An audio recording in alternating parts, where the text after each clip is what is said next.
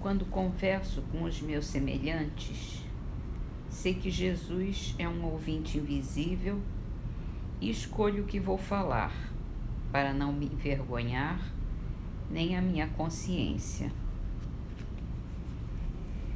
Boa noite, começamos com o livro Mantras de Vida, de Luester, psicografado por João Nunes Maia.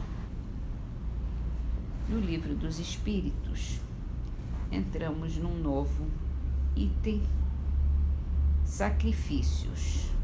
É do capítulo sobre a lei de adoração. E essa é a pergunta. Remonta à mais alta antiguidade o uso dos sacrifícios humanos. Como se explica que o homem tenha sido levado a crer que tais coisas pudessem agradar a Deus? Primeiramente, porque não compreendia Deus como a fonte da bondade. Nos homens primitivos, melhor dizendo, nos povos primitivos, a matéria sobrepuja o espírito. Eles se entregam aos instintos do animal selvagem. Por isso é que, em geral, são cruéis. É que neles o senso moral ainda não se acha desenvolvido. Em segundo lugar, é natural que os homens primitivos acreditassem que uma criatura animada tivesse muito mais valor aos olhos de Deus do que um corpo material.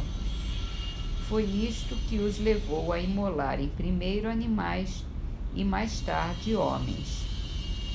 De conformidade com a falsa crença que possuíam, pensavam que o valor do sacrifício era proporcional à importância da vítima. Na vida material, como geralmente se pratica, se houver que oferecer a alguém um presente, seria escolhido sempre de tanto maior valor quanto mais afeto e consideração quisesse testemunhar a esse alguém. Assim tinha que ser com relação a Deus entre os homens ignorantes. Aí essa pergunta se desdobra ainda em mais duas.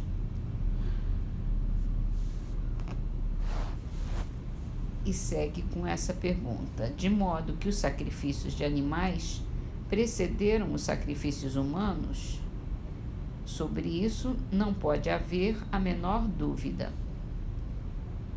E, finalmente, a segunda pergunta: então, de acordo com a explicação que acabam de dar,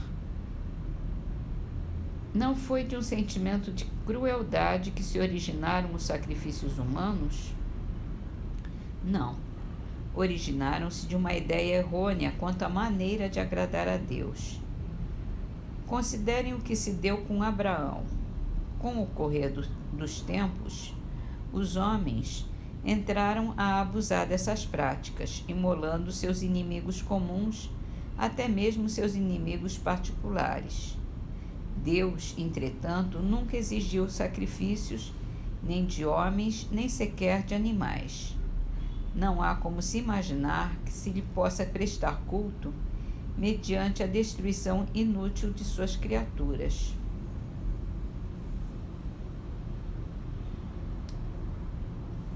Hoje vamos ler O Céu e o Inferno.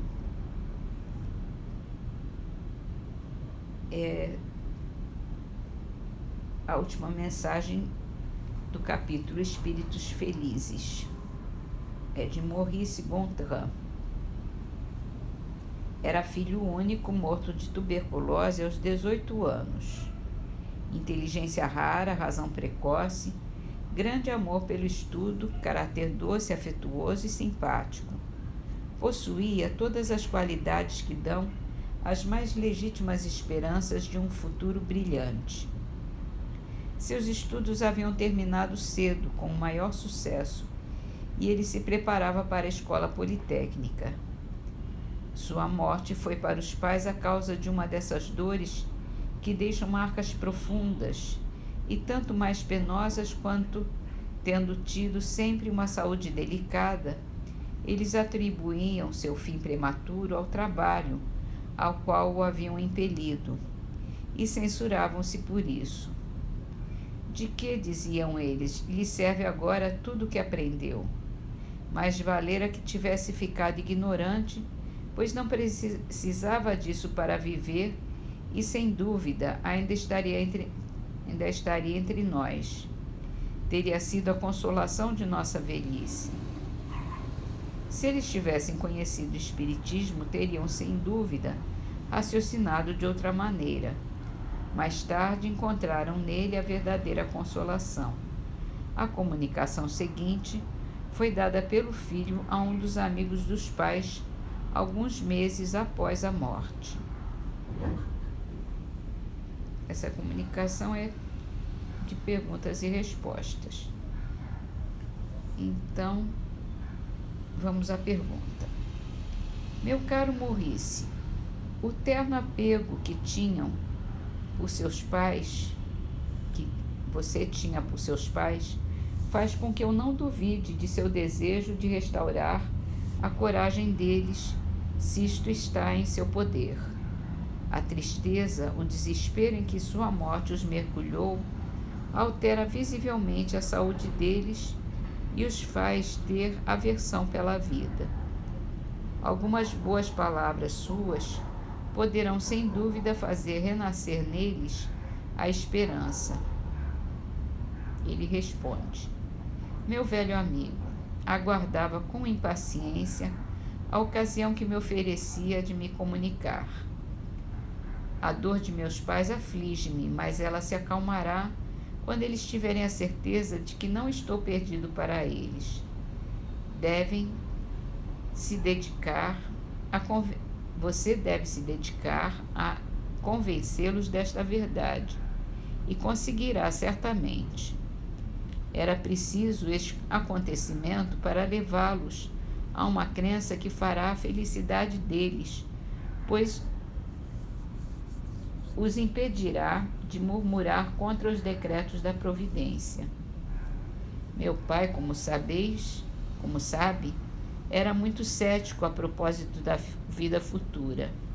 Deus permitiu que ele tivesse essa aflição para tirá-lo do seu erro. Nós nos reencontraremos aqui nesse mundo onde não se conhecem mais os desgostos da vida e no qual os precedi. Mas diga-lhe claramente que a satisfação de me rever aqui lhe seria recusada como punição de sua falta de confiança na bondade de Deus. Me seria mesmo proibido, de agora em diante, me comunicar com eles enquanto estiverem na terra.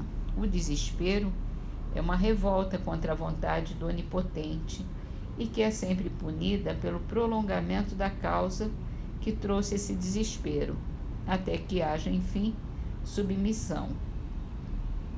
O desespero é um verdadeiro suicídio, pois mina as forças do corpo, e aquele que abrevia seus dias com o pensamento de escapar mais cedo às constrições da dor, prepara para si as mais cruéis decepções. Ao contrário, é para manter as forças do corpo que é preciso trabalhar para suportar mais facilmente o peso das provas. Meus bons pais, é a vocês que me dirijo. Desde que deixei meus restos mortais, não cessei de estar junto de vocês. E estou aí mais frequentemente do que quando vivia na terra. Consolem-se, portanto, porque não morri, estou mais vivo do que vocês. Só meu corpo morreu, mas meu espírito vive sempre. Ele é livre, feliz, doravante ao abrigo das doenças, das enfermidades e da dor. Em vez de se afligirem, regozijem-se por me saber num meio isento de preocupações e de alarmes, onde o coração está inebriado de uma alegria pura e sem mistura. Ah, meus amigos, não lastimem aqueles que morrem prematuramente. É uma graça que Deus lhes concede, poupar-lhes as atribulações da vida. Minha existência não devia se prolongar por muito mais tempo, desta vez na terra. Eu adquirira aí o que devia adquirir a fim de me preparar para cumprir mais tarde uma missão mais importante. Se tivesse vivido aí longos anos, sabe a que perigos, a que seduções eu teria sido exposto? Sabem que se não sendo ainda bastante forte para resistir, eu tivesse sucumbido, poderia ser para mim um atraso de vários séculos. Por que então lamentar o que me é vantajoso? Uma dor inconsolável nesse caso acusaria uma falta de fé que não poderia ser legitimada senão pela crença do nada.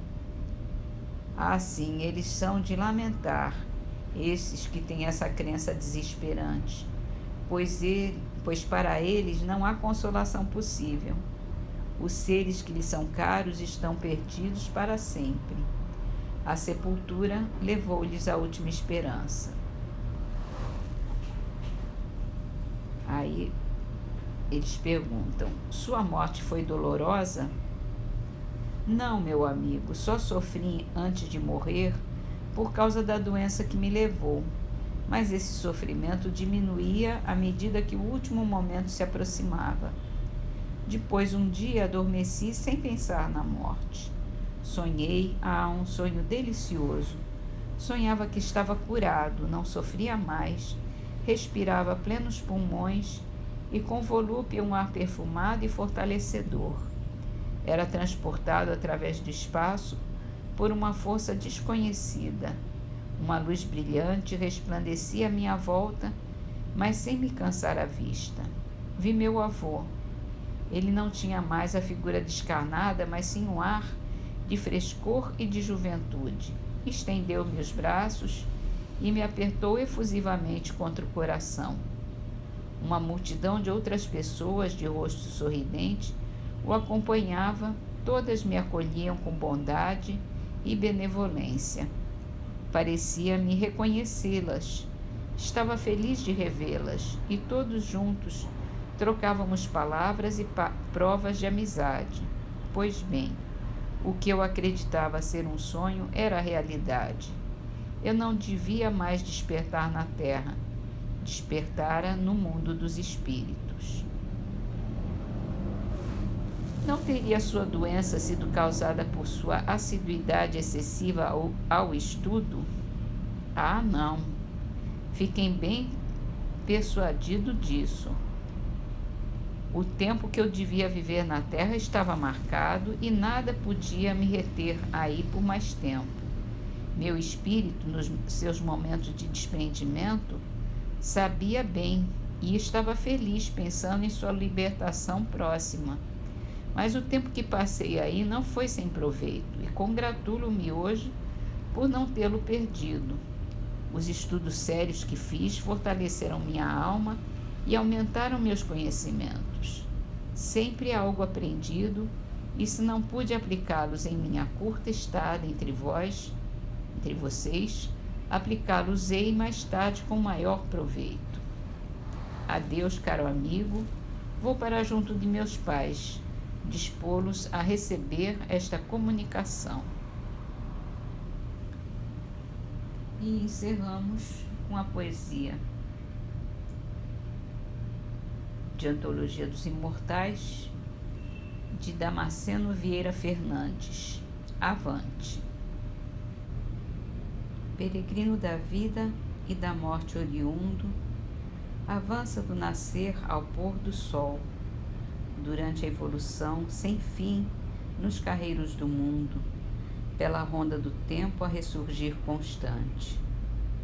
Das sombras da maldade à luz do bem fecundo, das ruínas morais ao triunfo pujante, aprende pouco a pouco e segundo a segundo, ergue em tudo a ti mesmo o teu grito de avante.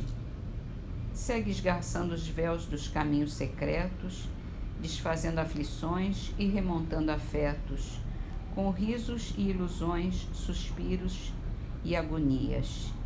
E ao morrer-te o rancor, e ao nascer-te a humildade, em êxtases de amor e em lances de bondade, encontrarás ditoso a paz de novos dias.